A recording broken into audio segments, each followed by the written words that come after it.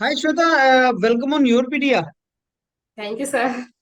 And Shweta, let me congratulate you for your selection in a very prestigious Bihar Public Service Commission as lecturer in polytechnic colleges. Thank you, sir. Shweta, you got in mechanical engineering. Less candidate we have for mechanical girls candidate. So you got one in mechanical, and I want to interact with you. And the purpose of interaction is that students who are listening to us, उनको information मिले how to crack this interview, how to proceed forward. आपको पता है that अभी भी बहुत सी states में ये इंटरव्यू चले रहते हैं. जैसे उत्तर प्रदेश पॉलिटेक्निक लेक्चरर का इंटरव्यू अभी चल रहे हैं, आने वाले हैं अभी अक्टूबर में. एंड बिहार में भी अभी इंटरव्यू चलते हैं बीपीएससी टीचिंग के. So whatever information I get from you वो बच्चों के लिए बहुत बेनिफिशियल होगी. So first I start with you Shweta, आप अपने बारे में कुछ हमें बताएं. Which part of Bihar, if you are from Bihar, which part of Bihar you are, कहाँ से आपने अपना ग्रेजुएशन किया, कॉलेज कहाँ से किया, उसके बाद की आपकी जर्नी कैसी थी till you got selected. Yes sir. Sir, मैं बिहार के बेगूसराय डिस्ट्रिक्ट में एक छोटा सा गांव है साबो, वहां से बिलोंग करती हूँ. मेरी प्राइमरी एजुकेशन वहां के ही राजपूत माध्यमिक विद्यालय में हुई. उसके बाद अच्छे चांस के लिए मेरे पेरेंट्स ने मेरा admission dB public school Lakhisarai में करवाया. वहां से मैंने 10th कंप्लीट किया. फिर 12th मैंने डीएवी पब्लिक स्कूल दुधुचुआ, जो कि एमपी का कॉलेज है, वहां से मैंने कंप्लीट किया. फिर उसके बाद मैंने bachelor in technology mechanical engineering में जबलपुर इंजीनियरिंग कॉलेज, जो एमपी गवर्नमेंट का एक कॉलेज है, वहां से कंप्लीट किया 2017 में. उसके बाद सर मैंने गेट का एग्जाम दिया. तो मेरे रैंक उतने अच्छे नहीं थे, तो फिर मैंने नेक्स्ट ईयर फिर गेट की प्रिपरेशन करके फिर से गेट का एग्जाम दिया. बट मेरे रैंक इतने अच्छे नहीं थे कि मुझे कोई भी पीएसयू से कॉल आए. तो फिर मैंने एमटेक का, उस टाइम पे मुझे टीचिंग में कोई इंटरेस्ट नहीं था और मुझे एमटेक करने में भी कोई इंटरेस्ट नहीं था. मेरा फर्स्ट क्राइटेरिया था कि मुझे जॉब चाहिए. तो मैं अपने पेरेंट्स के साथ आके ही प्रिपरेशन करने लगी, सेल्फ प्रिपरेशन. और डिफरेंट एग्जाम के लिए, जो भी गवर्नमेंट एग्जाम है उनके लिए मैं अपना ट्राई करने लगी. बहुत सारे एग्जाम में मैं क्वालिफाई करती थी, प्री में क्वालिफाई करती थी, मेंस में क्वालिफाई करती थी. जैसे कि मैंने बीपीएससी असिस्टेंट इंजीनियर का एग्जाम था, वो भी फाइनल स्टेज तक गई, इंटरव्यू स्टेज तक गई, लेकिन मार्जिन मार्क्स से 3 मार्क्स से मेरा फाइनल सिलेक्शन नहीं हुआ. मैं झारखंड पीएससी के भी असिस्टेंट इंजीनियर का एग्जाम दी. उसमें भी मेरा प्री में मैं क्वालिफाई की, मेंस में क्वालिफाई की, इंटरव्यू में, फाइनल सिलेक्शन में, फाइनल मेरिट लिस्ट में कुछ मार्क्स से नहीं हुआ. ऐसे मेरे साथ कुछ 4-5 एग्जाम में फाइनल लिस्ट में मेरा नहीं हो पा रहा था. उसके बाद फिर मेरे पेरेंट्स में फादर जो हैं वो बहुत बोलते थे कि टीचिंग बहुत अच्छा प्रोफेशन है, टीचिंग बहुत अच्छा प्रोफेशन है. तो 2020 तक मैंने इसी तरह से ट्राई करने लगी, 2017 से 2020 तक. तो फिर मेरे फादर ने बोला ठीक है, जब आप घर पे ही हो तो आप एमटेक कर लीजिए. तो फिर मैंने गेट का एग्जाम दिया 2020 में.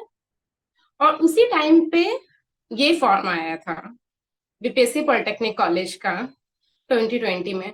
तो मैंने गेट का एग्जाम दिया और गेट के थ्रू मैंने एनआईटी दुर्गापुर से masters in technology thermal engineering में एडमिशन ले लिया. वहां जाने के बाद मुझे लगा, वहां पास फर्स्ट ईयर में हम लोग का कोर्स वर्क था. तो फर्स्ट ईयर में तो कोर्स वर्क जैसे रहता वैसे कंप्लीट हुआ. और सेकेंड ईयर में हम लोगों को as a teaching assistant duty करना पड़ता था. वहां जाके मुझे समझ में आया कि टीचिंग कितना अच्छा प्रोफेशन है. ये मतलब जितना हम लोग खुद से पढ़ के नहीं सीखते, उतना दूसरे को पढ़ा के सीखते हैं. और कितना ये इंजॉय है, मतलब बहुत अच्छा मुझे फील आया. तो फिर मुझे लगा कि हाँ, मैंने भी तो इस एग्जाम, मेरे पास एक चांस है, गोल्डन चांस है, इसे वेस्ट नहीं करना चाहिए. तो फिर मैंने इसका प्रिपरेशन, एमटेक के साथ साथ मैंने इसका प्रिपरेशन स्टार्ट कर दिया. ओके. अब श्वेता, आपकी स्टोरी सुन के मेरे को अपना भी याद आ रहा है कि सेम एग्जैक्टली सेम मेरे साथ हुआ. Both my parents are teachers, but I wanted to become in something. I wanted to pursue in engineering and some jobs in engineering. जो हमें jobs, best jobs लगती थी, engineering services and then DRDO and all these things were there that Yes, time, sir. public sectors. I kept on getting, but later on even I realized कि uh, teaching is far better than all of these. I mean, comparison तो नहीं कर सकते, लेकिन मेरे लिए, मैं अपने लिए बोल रहा हूँ. हर आदमी का अपना एक टेम्परामेंट है. So I found it's a wonderful job. और अब एक पॉइंट जो आपने बताया, बहुत से बच्चे का गेट होता है और उसके पास अपॉर्चुनिटी होती है मास्टर्स करने की। लेकिन एक जो इंडिया के अंदर एक परसेप्शन बना हुआ है ना कि सब पीएसयू की जॉब्स ही अच्छी हैं और टीचिंग में नहीं जाना एंड ऑल, वो परसेप्शन तोड़ने की रिक्वायरमेंट है। बिकॉज अगर आप मेरे से पूछेंगी तो ये जो अच्छे कॉलेज में टीचिंग है, ये बहुत बड़ा अपॉर्चुनिटी होता है नेशनल सर्विस के लिए। Because you deal with the students and you can shape their future, you can shape their career. और ये अपॉर्चुनिटी इसी प्रोफेशन में मिलती है। और जो भी आप जॉब्स में रिक्वायर्ड होता है, आपको respect, good work culture, work environment, and work life balance जिसको बोलते हैं, कि आप काम भी कर रहे हैं, अपना अपने आप को भी देख रहे हैं, फैमिली को, and salary structure, everything is there in this job. But I still I wonder why people don't give it a priority, maybe idea नहीं है उनको। और दूसरी अच्छी बात ये हुई कि अब कुछ स्टेट्स फेयर और अच्छे तरीके से रिक्रूटमेंट करना स्टार्ट किया है। Sir. In fact Uttar Pradesh public service commission, Bihar public service commission, पिछले 1 1.5 साल से मैं जुड़ा हूँ इन चीजों के साथ, and I got opportunity to mentor so many capable people. And I can very confidently say that only अच्छे स्टूडेंट्स ही सिलेक्ट हो रहे हैं, मतलब जिन्होंने कैपेबिलिटी है। ऐसा नहीं कि बैकडोर एंट्री हो रही है। पहले हम सुनते थे भाई साहब, public service, state public service commission में if you have some kind of contacts you will get inside that. ऐसा नहीं है। मतलब मेहनत कर रहे हैं तब बच्चे जा रहे हैं अपने यस बेस पे। सर, कितनी अब के मेहनत साथ आप बहुत लोगों ने फेयर किया है। हो गया। हाँ, that is what you have seen. This is the another good development. And I am very sure वो क्वालिटी को भी इंप्रूव करेगा टीचिंग की, और साथ में अपॉर्चुनिटी भी स्टूडेंट्स को एक मिलेगी। No, I want to ask you one thing, Shweta. So the student who get gate qualified, they may not get into PSU. Do you think they should go for masters or not? What is your take on yes that? Yes sir, sir masters बहुत अच्छा chance है। हम लोग को एक नया environment मिलता है, एक्सपोजर मिलता है। मास्टर्स के बाद भी हम लोग पास बहुत सारे चांस है कि आप आरएनडी में जा सकते हो। मास्टर्स से भी कैंपस प्लेसमेंट होती है। आप पीएचडी कर सकते हो प्रीमियम इंस्टीट्यूट ऑफ आईआईटी में, या फिर आप पीएचडी फॉरेन इंस्टीट्यूट में भी कर सकते हो। हाँ। और बहुत सारी हम्म। कंपनी मास्टर्स को ही हायर भी करती है। तो हाँ। सर मुझे लगता है कि मतलब मास्टर्स, अगर आपका गेट हम्म। में अच्छे रैंक नहीं आ पा रहे हैं तो आप मास्टर हम्म। कर लीजिए, आप करने वेस्ट नहीं जाना कीजिए चाहिए। टाइम को। That is what I that is what I mentor, that is what I tell my students actually, कि हायर एजुकेशन इज अपॉर्चुनिटी। तुम इसको ऐसे ना लो कि सब अपॉर्चुनिटीज कम हो जाएंगी, इनफैक्ट वो बढ़ती हैं। तो आपने जैसे बताया कि मास्टर्स के बाद आपके पास इतनी ज्यादा ऑप्शंस हैं, तो करने से बेनिफिट है, लॉस नहीं है आपको। एंड मैं देख रहा था 5 6 6 साल से स्टूडेंट बैठे रहते हैं बिना कुछ किए, और वो पीएसयू की तैयारी करते रहते हैं। मे बी अगर मास्टर्स किया तो उनको अपॉर्चुनिटी और मिलेगी, और उनको अच्छा चीज होगा, तो that is something which is good. अब श्वेता आते हैं दूसरे पार्ट की तरफ, जो आपका इंटरव्यू है। As you know, your PDA is a very big platform where students prepare for these interviews. So यहाँ पे स्टूडेंट एक्सपेक्ट करता है कि जब आप जैसे सिलेक्टेड कैंडिडेट आए, तो डिटेल में बताएं कि सब इंटरव्यू हुआ कैसा था, क्या पूछा गया था, everything in detail. So let me request Shweta, you that you tell us in detail कि आप जब गई तो वहां से लेके एंड तक किस तरीके से था सारे का सारा एक्सपीरियंस। Yes sir. सर सबसे पहले मैंने उनसे परमिशन लिया एंट्री के लिए, फिर उन्होंने मुझे परमिशन दिया। फिर मैंने चेयरमैन सर को विश किया। चेयरमैन सर के राइट में 3 मेंबर बैठे थे और लेफ्ट में 3 मेंबर बैठे थे। तो जो 6 मेंबर्स थे, मैंने राइट वाले मेंबर्स को विश किया, लेफ्ट वाले मेंबर्स को विश किया। उसके बाद उन्होंने मुझे बोला ठीक है आप बैठ जाइए। फिर चेयरमैन सर ने मुझसे पूछा कि आपने बीटेक कब किया है, तो मैंने बताया कि मैंने 2017 में किया है। फिर बोले आप अभी क्या कर रही हैं, तो मैंने हम्म। बोला कि मैं अभी एनआईटी दुर्गापुर से थर्मल इंजीनियरिंग में एमटेक कर रही हूँ। हम्म। तो बोले अच्छा ठीक है। तो फिर उन्होंने मुझे पूछा कि आपका एमटेक का थीसिस का टाइटल क्या है। तो फिर हम्म। मैंने अपने प्रोजेक्ट का टाइटल बताया। बोलते अच्छा ठीक है। फिर उन्होंने अपने एक मेंबर को बोला ठीक है आप इनसे क्वेश्चन पूछिए।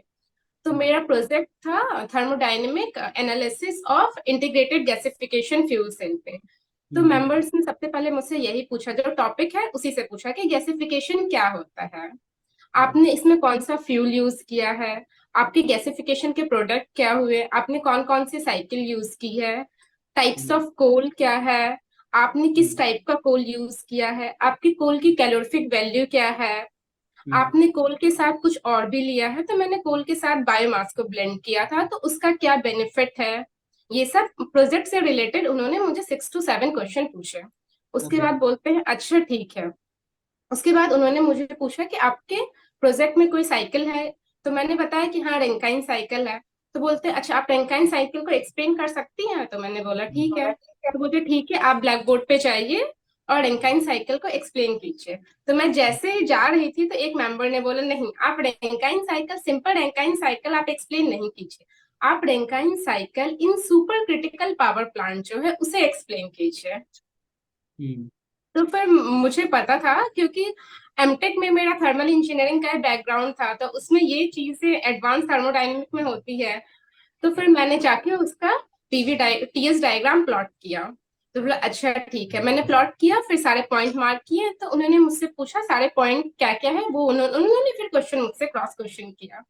फिर उन्होंने मुझे पूछा कि यहाँ पंप वर्क क्या है, तो मैंने बताया ये पॉइंट है, पंप वर्क को कैसे निकालेंगे। तो मैंने उन्हें बताया कि इंटीग्रेशन वीडीपी से हम लोग पंप वर्क कैलकुलेट करेंगे। तो उन्होंने हम्म। पूछा अच्छा इसमें वी जो है हम लोग किस पॉइंट का लेंगे। पॉइंट 3 और पॉइंट 4 मेरे डायग्राम में था, पंप वर्क को डिनोट कर रहा था, तो आप 3 का लीजिएगा या 4 का लीजिएगा। तो मैंने उन्हें बताया कि ये स्मॉल वी जो है स्पेसिफिक वॉल्यूम है, वो 1/डेंसिटी होती है और वाटर के लिए कॉन्स्टेंट होगी। तो उन्होंने वाटर की डेंसिटी पूछी, तो मैंने वो बताया। तो बोलते हैं अच्छा ठीक है। फिर उन्होंने पूछा कि यहाँ जो सुपर हीटेड स्टीम है वो आइडल गैस की तरह है या रियल गैस की तरह है, और आइडल गैस इक्वेशन के बारे में पूछा। फिर उन्होंने पूछा रियल गैस इक्वेशन, तो फिर मैंने वंडरवाल गैस इक्वेशन बताया उन्हें। फिर उन्होंने कंप्रेसिबिलिटी फैक्टर मेरे से पूछा, तो फिर मैंने जेट के बारे में कुछ थोड़ा बहुत बताया। तो उन्होंने पूछा फिर कि कंप्रेसिबिलिटी फैक्टर रियल गैस की क्या होती है और आइडल गैस की क्या होती है। फिर प्रोजेक्ट से रिलेटेड ही, ये सब प्रोजेक्ट से रिलेटेड नहीं, Rankine cycle super critical power plant में जो था उससे रिलेटेड क्वेश्चन उन्होंने पूछा। फिर उन्होंने बोला ठीक है आप आके बैठ जाइए। फिर 2 मेंबर्स के क्वेश्चन हो गए थे। फिर तीसरे मेंबर जो थे, सर ऐसा था ना कि मेरा इंटरव्यू सेकेंड शिफ्ट में लास्ट कैंडिडेट मैं थी, और इंटरव्यू काफी टाइम से चला आ रहा था। तो थर्मोडायनेमिक्स, फ्लूइड मैकेनिक्स, ये सारे सब्जेक्ट के डोमेन के क्वेश्चन पूछ पूछ के उन लोग का सैचुरेशन पीरियड आ गया था। तो उन्होंने मुझे बोला कि आप ये सारे सब्जेक्ट जो है इनके अलावा कुछ बताइए। तो फिर मैंने वो आरएससी बोला, बोलते नहीं थर्मल डोमेन के क्वेश्चन सब्जेक्ट नहीं बताना है। तो फिर मैंने कास्टिंग बताया उन्हें। तो फिर उन्होंने पूछा अच्छा ठीक है, कास्टिंग में आप सेंट्रीफ्यूगल कास्टिंग पता है, उसे एक्सप्लेन कीजिए। डाई कास्टिंग पता है, तो मैंने बताया। फिर बोलते अच्छा एलॉन्स पता है आपको, वो क्यों प्रोवाइड करते हैं। मतलब वो बहुत नॉर्मल तरीके से, बहुत मतलब बहुत कोऑपरेटिव तरीके से वो मेरे से क्वेश्चन पूछ रहे थे और मुझे टाइम दे रहे थे कि आप दीजिए। तो टाइप्स ऑफ एलॉन्स क्या होता है, हम लोग पैटर्न क्या होता है, पैटर्न के मटेरियल क्या होते हैं, कास्टिंग डिफेक्ट पता है आपको, आप कास्टिंग डिफेक्ट के बारे में कुछ बताइए। मैंने इतना बताया, उसके बोलते ठीक है आपका इंटरव्यू हो गया, आप अब जा सकती हैं। तब हम्म। मैं उठी तो एक मेंबर्स ने बोला नहीं नहीं आपका, आपसे कुछ और क्वेश्चन पूछना है, आप बैठ जाइए। हम्म। तो फिर उन्होंने मुझसे एचआर का क्वेश्चन पूछा कि मान लीजिए मैंने आपको विमेन सेल का हेड बना दिया है, तो आप क्या क्या स्टेप्स लेंगी वहां के लिए। तो फिर मैंने बताया कि 2-3 पॉइंट मैंने बताया बेसिक बेसिक कि ये पॉइंट मैं करूंगी। तो बोलते अच्छा अच्छा ठीक है, ये तो बहुत सेंसिटिव पोस्ट है। तो मैंने बोला हाँ ये सब सारे कुछ मैंने एक्सप्लेन किया। फिर एक और मेंबर थे, बोलते हाँ आपसे और भी क्वेश्चन पूछना है। फिर उन्होंने मुझसे सुपर क्रिटिकल बॉयलर क्या होता है ये पूछा, और क्रिटिकल पॉइंट और क्रिटिकल टेम्परेचर ये पूछा, और ट्रिपल पॉइंट पूछा। और फिर मेरे से कुछ प्रोजेक्ट से रिलेटेड कुछ क्वेश्चन और जो थे उन्होंने पूछा। फिर चेयरमैन सर बोलते ठीक है आपका इंटरव्यू हो गया, अब आप जा सकती हैं। तो फिर मुझे हम्म। था कि फिर उन्होंने एक और क्वेश्चन पूछा कि ऊड की कैलोरिफिक वैल्यू क्या होती है।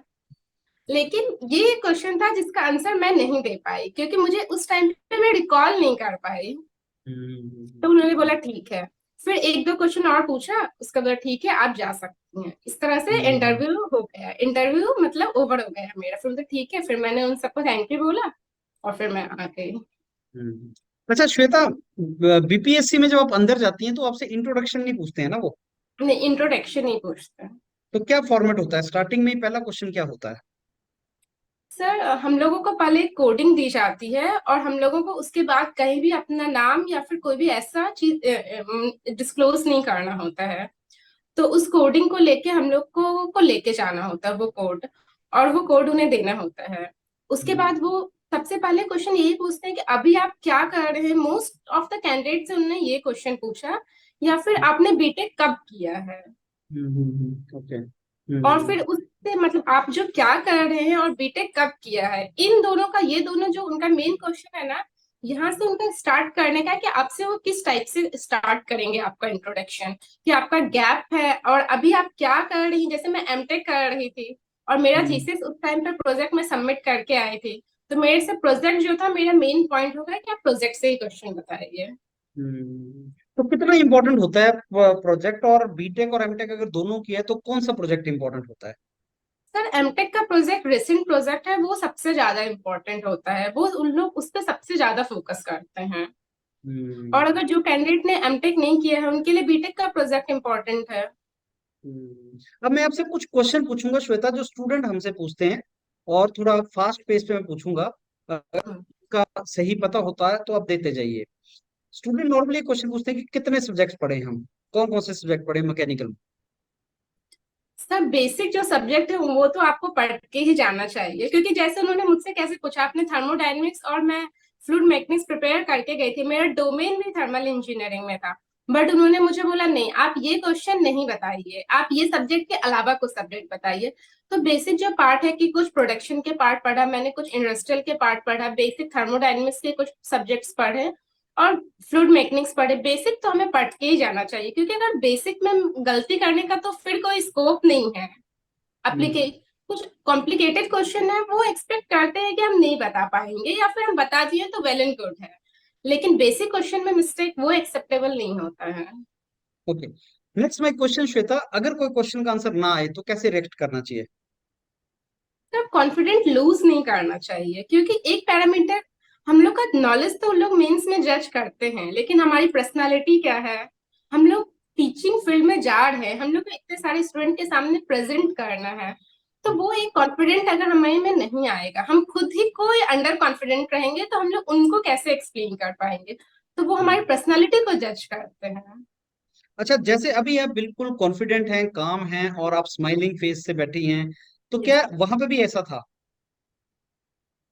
सर मेरा था ना कि मैंने कुछ टाइम तक मैंने काफी सारे इंटरव्यू दिए हैं, और एज ए टीचिंग असिस्टेंट मैंने काम किया था। 1 ईयर के लिए एज ए लैब में मैंने लैब लिया था, तो मुझे थोड़ा सा वो आइडिया हो गया था कि स्टूडेंट को डील कैसे करना है। और फिर योर मीडिया के अपने मैराथन वीडियो जो थे ना सर, वो तो सर सबसे ज्यादा इम्पोर्टेंट मेरे लिए रोल प्ले किया। सर मैं एक और बात बताना चाहूंगी कि मैंने एमटेक कंप्लीट करने के बाद आईआईटी खड़गपुर में मैंने पीएचडी के लिए अप्लाई किया था। मेरी शादी हो गई है, मेरे एमटेक के बीच में मेरी शादी हुई थी, तो मेरे हस्बैंड यहीं खड़गपुर में रहते हैं, तो मैंने आईआईटी खड़गपुर के लिए पीएचडी के लिए अप्लाई किया था। तो उसमें जो इंटरव्यू में क्वेश्चन जो पूछे थे ना, वो तो आपके मैराथन से सीधे क्वेश्चन पूछे थे। आपने एक्सप्लेन किया था ना स्टेडी फ्लो एनर्जी इक्वेशन से बर्नौली इक्वेशन डिराइव करना, ये क्वेश्चन नॉकिंग डेटोनेशन में क्या डिफरेंस है, ये क्वेश्चन, ये सब क्वेश्चन आपके से था। और उसका सिलेक्शन, मतलब वो क्वेश्चन देख के मुझे लगा था ये मैराथन देख के मेरे से क्वेश्चन पूछ रहे हैं क्या।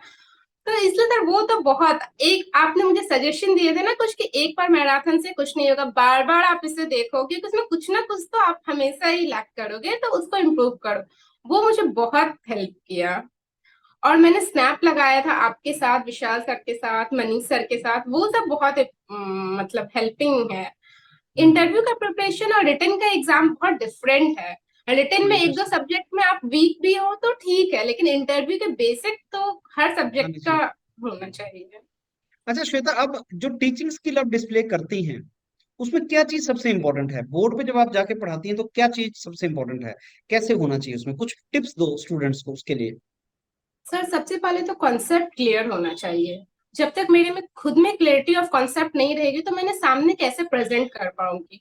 और जितने मेरे अच्छे कॉन्सेप्ट क्लियर रहेंगे सर, मैं उतना अच्छा बोर्ड का यूटिलाइज कर पाऊंगी, उतना अच्छा बोर्ड पे मैं नीट एंड क्लीन, कामनेस के साथ, कूलनेस के साथ बच्चों को एक्सप्लेन कर पाऊंगी। और टीचिंग सर टू वे हो गया है, आपसे आपने गाइडेंस से बोला कि सिंगल वे टीचिंग नहीं है, टीचिंग सामने वाले का भी क्या है, उनके भी देखना है कि उनका एक्सप्रेशन से कि उन्हें समझ में आ रहा है कि नहीं आ रहा। ऐसा नहीं कि मैंने बोल दिया और उन्हें समझ में नहीं आया, फिर मैं अपनी नॉलेज डिस्प्ले की, उन्हें कुछ बेनिफिट नहीं हुआ। तो इस पॉइंट पे फोकस करना चाहिए, और ये स्किल वो लोग चेक करते हैं कि आप कितना अच्छा प्रेजेंट कर सकते हो। आपने एक दो क्वेश्चन के आंसर लैक किए, ठीक है वो एक्सेप्ट कर सकते हैं, लेकिन टीचिंग स्किल में लैक किए तो वो एक्सेप्टेबल नहीं कर रहे हैं, मतलब उसका वो मार्क्स दे रहे हैं फिर। अच्छा, अब अगर जैसे उन्होंने आपको टीचिंग स्किल के लिए बोला कि आप जाइए, अगर सपोज आपको जो टॉपिक दिया उन्होंने सुपर क्रिटिकल बोल दिया, रैंकाइन साइकिल के लिए बनाइए, सपोज आपको नहीं आता, या किसी कैंडिडेट को ऐसा टॉपिक दे दिया जाए उसको नहीं आता है, तो उस टाइम पे उसको क्या करना चाहिए? इनकार कर देना चाहिए, या नया टॉपिक लेना चाहिए, या उसी में ट्राई करना चाहिए? क्या करना चाहिए? What is your view? Sir उसे सर खुद में जजमेंट करना चाहिए कि अगर उसे इतना आ सके कि वो कुछ पॉइंट एक्सप्लेन कर सके तब तो उसे ट्राई करना चाहिए। लेकिन उसे है कि मैं इतना भी नहीं है कि मैं कुछ भी पॉइंट इस पे नहीं बता पाऊँ, तो मुझे लगता है कि हम्म। पोलाइटली के साथ विथ स्माइल पोलाइटनेस सॉरी बोल देना हम्म। चाहिए, तो वो हम्म। कुछ और उन्हें टॉपिक मिलेगा अपना, हम्म। तो हम्म। ज्यादा बेहतर रहेगा। हम्म। अच्छा, एक श्वेता, बच्चों को, स्टूडेंट्स को ये भी परसेप्शन है, specially Bihar public service commission teaching के लिए, कि सिर्फ एचआर में से कुछ नहीं पूछा जाता। आप क्या बताएंगे, बोलेंगे उनको कि एचआर के लिए क्या आपको तैयार करना चाहिए? सर एचआर के लिए तो पूछा जा रहा था, मुझसे खुद ही एचआर का क्वेश्चन पूछा गया था। और एचआर हम्म। का क्वेश्चन जो वो लोग पूछ रहे थे ना, तो वो इससे रिलेटेड ही था कि मतलब आपने इंजीनियरिंग की है तो इंजीनियरिंग के फील्ड में किसी को हॉस्टल वार्डन की इस रिस्पॉन्सिबिलिटी दे दी, किसी को मेस इंचार्ज की रिस्पॉन्सिबिलिटी दे दी, आप इस रिस्पॉन्सिबिलिटी को कैसे फुलफिल करोगे? तो वो हमारी स्किल देखते हैं कि इसमें लीडरशिप स्किल है या नहीं है, वो चेक करने के लिए वो उसी टाइप के क्वेश्चन थे, कुछ और एचआर वो नहीं पूछ रहे थे। हमारे इंजीनियरिंग का जो 4 साल है ना, उससे रिलेटेड वो एचआर के क्वेश्चन पूछ रहे थे, ओके। मैंने जैसा अच्छा। ऑब्जर्व किया। Okay. Now, Shweta, one of the last questions before I ask you the last question, this is my question to you.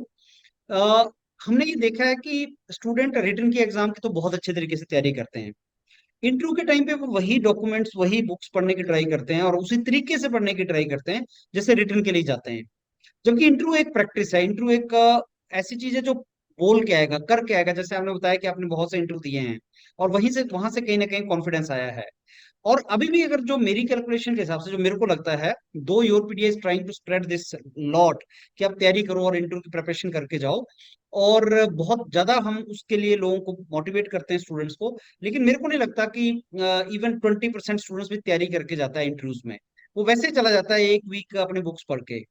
आप क्या बोलेंगे स्टूडेंट्स को जिनका इंटरव्यू है, that how they should prepare, and what is the significance of preparation for the interview? Before they go for interview, they should prepare for it. Yes sir. Sir मैं अपनी journey से explain करती हूँ कि मैंने assistant engineer Bihar का written qualify किया था, बट इंटरव्यू में मेरे मार्क्स बहुत अच्छे नहीं थे, क्योंकि उस टाइम पे इतने प्लेटफॉर्म नहीं थे, आपका प्लेटफॉर्म उस टाइम पे नहीं था, या फिर मुझे नहीं पता था। झारखंड पीएससी का भी मैं इंटरव्यू में ही लैग करती थी, मेरा इंटरव्यू पॉइंट ही क्लियर नहीं हो पाता था। अगर हम्म। वो पॉइंट मेरा स्ट्रेंथ रहता तो मेरा पहले ही क्लियर हो जाता। हम्म। तो और हम्म। फिर सर फर्स्ट स्टेज से रिजेक्शन हर्टफुल है, बट लास्ट स्टेज में जब आपको लगे कि आप मंजिल के पहुंचने वाले हो, मंजिल के इतने करीब हो, और हम्म। उसके बाद वापस आना, वो बहुत ज्यादा पेनफुल है और बहुत हाँ। ज्यादा वो डिमोटिवेटिंग है। क्योंकि यस। वो जो जर्नी होती है ना, सिर्फ कैंडिडेट और उसकी फैमिली समझ सकती है। वो यस। जितना यस। फ्रस्ट्रेशन मेरा होता था ना, मैं सारा अपनी मम्मी पे निकालती थी कि नहीं हुआ, फिर मेरी मम्मी मुझे मोटिवेट करती थी, प्रयास करो हो जाएगा। मैं अपने सिबलिंग्स पे निकालती थी, करो करो, उन लोग मोटिवेट करते थे, ट्राई करोगे तब तो होगा, अगर ट्राई करना ही छोड़ दी तब तो नहीं होगा। सर तो इंटरव्यू को तो बिल्कुल टेक फॉर ग्रांटेड लेना ही नहीं है। आपको लग रहा है आप मंजिल तक पहुंचने वाले हैं, लेकिन अगर वहां नहीं हुआ तो सीधे आप बैक टू स्क्वायर वन आ जाइएगा। यस। तो सर यस। इंटरव्यू के लिए सर कुछ तो, और इंटरव्यू का आप सेल्फ प्रिपरेशन नहीं कर सकते, उसके लिए आपको गाइडेंस की जरूरत पड़ती है। तो सर एक कोच की है, तो आप लोग एक कोच की तरह हमें गाइड कर रहे थे। सर विशाल सर आपके साथ स्नैप देती थी तो बोलते थे हाँ ये आप ये लैक कर रहे हो, आप ये देखो, आप यहाँ इस पॉइंट पे आपका स्ट्रेंथ है, ये पॉइंट आपकी वीकनेस है। तो सर इंटरव्यू को तो बिल्कुल, कभी कभी होता है कुछ कैंडिडेट का रिटर्न में अच्छे मार्क्स ना रह के भी इंटरव्यू के बेसिस पे उन लोग फाइनल सिलेक्शन आ पाते हैं। क्यों? क्योंकि उनकी यस। इंटरव्यू स्ट्रेंथ होती है। तो रिटर्न में कम मार्क्स होने के बावजूद इंटरव्यू को सर अपना 100% देना चाहिए। Wonderfully said, Shweta. Nobody could have explained better than what you did. And I'm sure students सुनेंगे और आपके जो आपने बताया उसको फॉलो करेंगे. Now, my last point to you is about anything you want to tell the students who are listening to you. Because ये कुछ ऐसे वीडियोस होते हैं जिनको years after years students सुनते हैं, जब उनका इंटरव्यू आता है, they pop up, they go to the internet and they start finding it. They listen to people like you. तो क्या गाइडेंस है आपका स्टूडेंट्स को? सर हार्ड वर्क और पेशेंस, ये दोनों मोस्ट इम्पॉर्टेंट एलिमेंट है कंपटीशन का। अगर आप में ये दोनों है तो आप आज ना कल सक्सेस हो जाइएगा, आपका सिलेक्शन हो जाएगा। मीन्स है ना, there is no substitute for hard work. तो हार्ड वर्क एंड पेशेंस ये तो आपको रखना ही पड़ेगा, क्योंकि बहुत सारे अप्स एंड डाउन आएंगे। किसी फेज पे आपको लग रहा है बस आपका सिलेक्शन होने वाला है, नेक्स्ट फेज पे आपको लग रहा है कि आपका क्या होगा। तो सर पेशेंस तो रखना ही पड़ता है। और इसमें सर Yes, आपके फैमिली, आपके फ्रेंड्स सपोर्ट करेंगे। बहुत कोऑपरेट जैसे करते कि मेरे हैं। पेरेंट्स ने बहुत हम्म, सपोर्ट किया, मेरे सिबलिंग सपोर्ट किए, फिर शादी के बाद सर मेरे हस्बैंड उन्होंने भी मुझे बहुत सपोर्ट किया। जो मेरे वीक पॉइंट थे हम्म, ये करने के बाद तो सर फैमिली के सपोर्ट के साथ साथ पॉसिबल है। आज नहीं हम्म, कल अगर आप मेहनत कर रहे हो तो सफलता आपको जरूर मिलेगी। Very sure. So, Shweta, we come to an end of this wonderful session, and believe me, it was a really wonderful session. I enjoyed it fully. आपने जो जो थैंक यू पॉइंट्स सर। बताए, I could सर मैं listen. Thank you देना चाहती हूँ sir, मैं यूपीडर team को। सर उन्होंने सर मुझे बहुत गाइड किया कि मैंने 3 इंटरव्यू क्रैक किया, आईआईटी खड़गपुर के पीएचडी के 2 इंटरव्यू क्रैक किए। रिसेंटली मैंने एनरोल भी कर लिया, क्योंकि मुझे इसका रिजल्ट का नहीं पता था क्या होगा। हम्म, और बीपीएससी का भी इंटरव्यू, मुझे इंटरव्यू में 15 में 12 मार्क्स मिले, 12 मार्क्स आउट ऑफ 15। तो सर wonderful. मेरी रैंक भी उसके कारण काफी अच्छी आई। गर्ल्स कैंडिडेट में फर्स्ट रैंक आई मेरी। तो अरे सर wonderful. Congrats तो once sir again. Thank you sir. तो sir thank you so much for your guidance and support. Okay, that is wonderful, Shweta. And this is a noble profession, needless to say. And I interview so many candidates. बहुत से candidates का मैं interview लेता रहता हूँ. लेकिन जब कोई teaching के लिए जाता है तो I have different kind of feelings. I think it's my own fraternity, and you people are going into teaching, and the kind of opportunities you will get to mentor students. और मैंने आपको बताया कि एक टीचर, एक अध्यापक ही country का भविष्य डिसाइड कर सकता है. And nothing can be better place than Bihar. Bihar ancient history आप देखेंगे तो ये एक प्लेस रहा है जिसने एजुकेट किया है. यस. सर नालंदा विश्वविद्यालय सबसे first yes. University. Yes, so we all know that. और आई एम वेरी श्योर आप बहुत अच्छा करेंगे अपने प्रोफेशन में. We thank you all so wish much. You very best, and thanks once again Shweta for your time. Thank you sir.